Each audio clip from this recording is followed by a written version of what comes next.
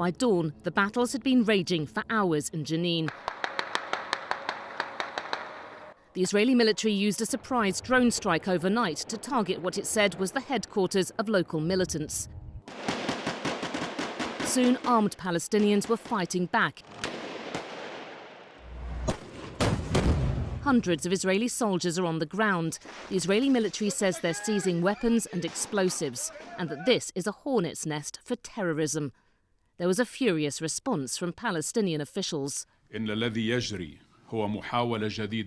going on is an attempt to erase the refugee camp completely and displace the residents, said the Palestinian Prime Minister Mohammed Shtaya. Palestinian medics have been struggling to reach the dozens of injured. Israel says it's acting on precise intelligence and doesn't seek to harm civilians, but many have been caught in the crossfire. What's going on in the refugee camp is real war. There were strikes from the sky targeting it. Every time we drive in with our ambulances, we come back full with injured people. You get those cracks of gunshots coming from the Jenin refugee camp, which is just up there on the hill. Sometimes we get loud explosions as well.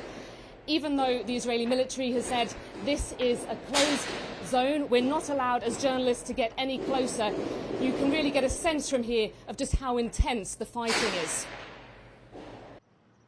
In recent months, many Palestinians who've carried out deadly attacks on Israelis have come from this area. Others have hid here. And even before today, Jenin's seen repeated deadly Israeli army raids. Israel says it doesn't want to expand this military operation to other parts of the West Bank.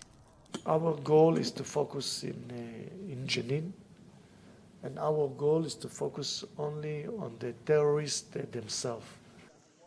But already Palestinian protests have reached the Gaza Strip. And the longer this action goes on in Jenin, the greater the risk of a dangerous, wider escalation. Yolande, BBC News, Jenin.